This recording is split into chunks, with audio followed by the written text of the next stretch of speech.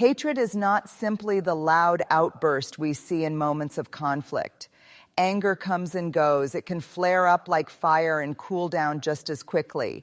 Hatred, however, is different. Hatred is slow, calculated, and often hidden behind a mask. It's not always visible on the surface, but it quietly corrodes trust, relationships, and even our sense of humanity. Unlike anger, which can lead to reconciliation when processed, hatred festers. It grows in silence, hardens the heart, and creates divisions that last generations. Today, let's uncover 5 signs of real hatred and explore why it's far more dangerous than anger. There's a profound difference between anger and hatred, and it begins with time. Anger is like a thunderstorm. It comes fast, it rumbles, it pours, but eventually the sky's clear. Anger, in its purest form, is an emotion that signals something is wrong. It can actually be useful because it alerts us to boundaries being crossed, to values being threatened, or to wounds that need attention. Once expressed or processed, anger often dissolves. It may leave some traces, but it does not necessarily take root. Hatred, however, is not momentary. Hatred is the decision to keep the storm alive long after the clouds have passed. It is sustained anger that has been fed, nurtured, and watered until it becomes something far darker. Hatred doesn't want resolution. It wants to linger. It doesn't seek truth. It seeks fuel. Where anger can cool down when given space, hatred grows stronger the more space and time it is given. When someone is angry, there is still a chance for repair. Apologies can be offered, conversations can be had, understanding can be built. But when anger hardens into hatred, the possibility of reconciliation shrinks. Hatred refuses to let go because it feels safer to hold on to resentment than to risk being vulnerable again. This is why hatred is more dangerous. It thrives in longevity. Hatred can last for years. It can survive without fresh conflict. It does not need a new wound. It simply feeds on memory, on rehearsed pain, on the refusal to release. It makes people carry yesterday's fire into today's relationships. While anger teaches us about the moment, hatred locks us in the past and robs us of the future. If anger is a spark, hatred is the coal that never cools. It doesn't just burn, it keeps smoldering in silence. And that slow, sustained heat is what damages hearts, destroys trust, and poisons entire communities. One of the most dangerous qualities of hatred is its quietness. Anger usually announces itself. You can see it in a clenched jaw, hear it in a raised voice, feel it in sharp words or heated debates. Anger is often noisy, and because of that, it is visible. We know when someone is angry, and that visibility creates opportunities to address it. People can calm down, apologize, or walk away. There is transparency in anger. Even if it is uncomfortable, at least it shows itself. Hatred, on the other hand, does not always show its face. Hatred often chooses silence. It hides behind forced smiles, polite conversations, or even indifference. And because it hides, it becomes strategic. Hatred is not about release, it is about calculation. It doesn't lash out in the moment, it studies, it waits, it looks for the most painful moment to emerge. Think about the difference. Anger wants to be expressed, but hatred wants to be effective. Anger shouts because it can't hold it in, but hatred whispers because it wants to maximize damage. It may manifest in subtle sabotage, in withholding affection, in deliberate exclusion, or in quiet plans to undermine someone's reputation. The strategy of hatred is what makes it far more dangerous than anger. When anger is released, it can bring clarity. You know what someone feels. But hatred clouds the truth. It doesn't want clarity. It wants control. It thrives in hidden corners where no one can easily call it out. And because it often disguises itself, sometimes as silence, sometimes as false kindness, it becomes harder to confront. The strategy of hatred doesn't just destroy relationships, it erodes trust. Because when someone finally realizes that behind the polite nods, behind the small talk, behind the silence was hate brewing all along, the betrayal cuts much deeper.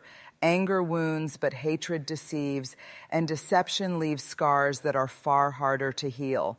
That is why hatred is more dangerous. It doesn't need noise to destroy. It can undo lives in silence. It is patient, it is methodical, and it always strikes when the other person least expects it.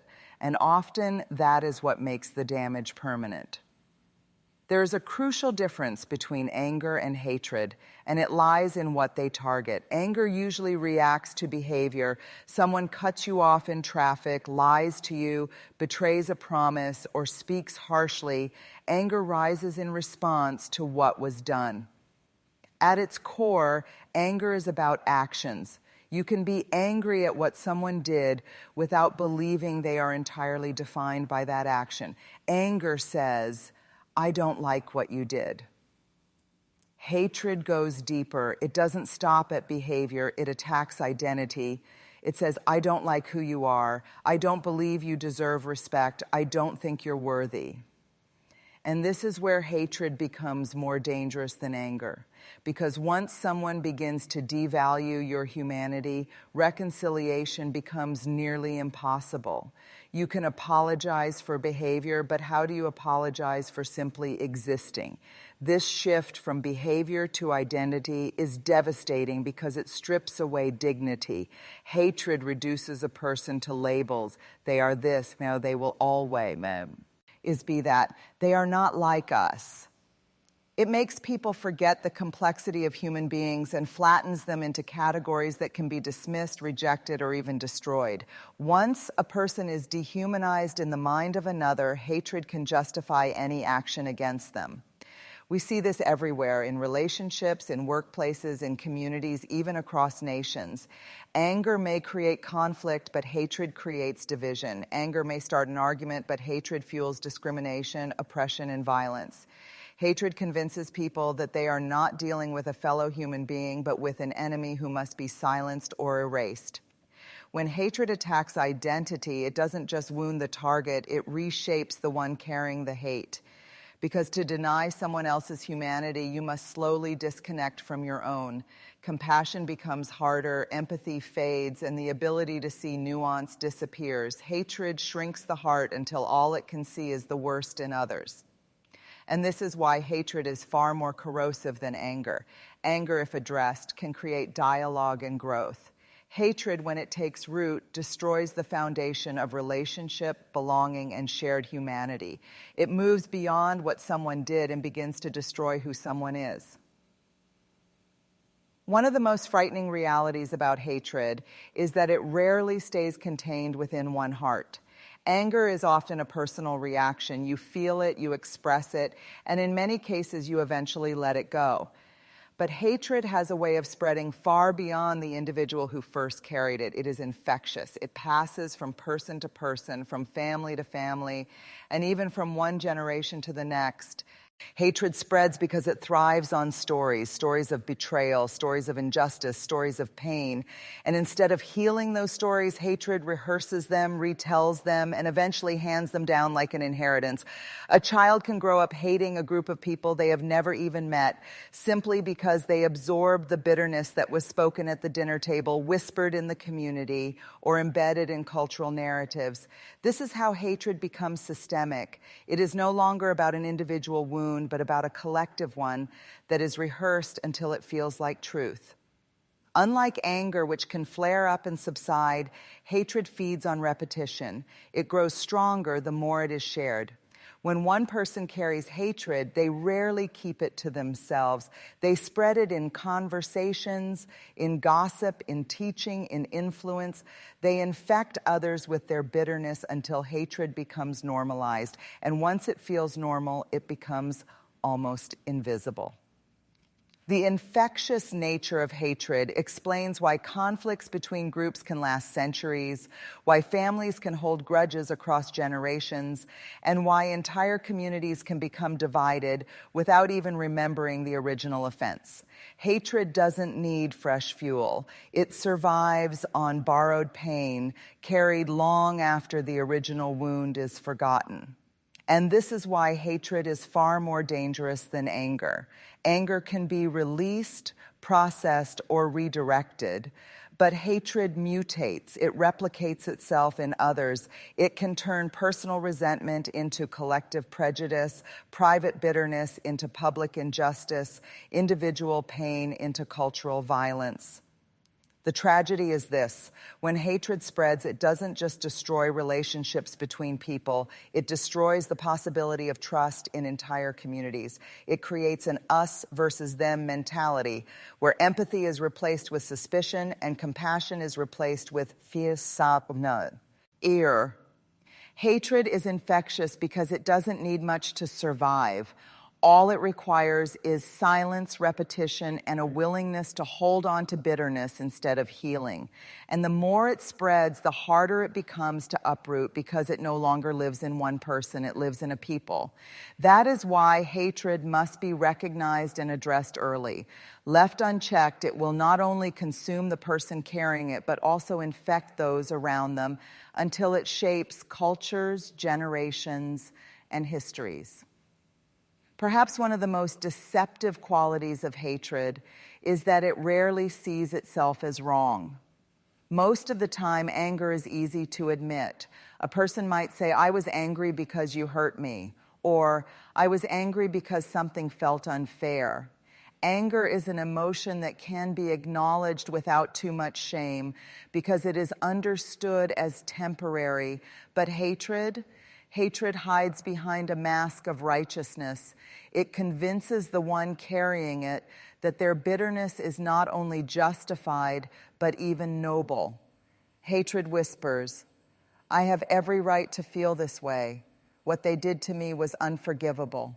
My resentment is proof that I stand for justice."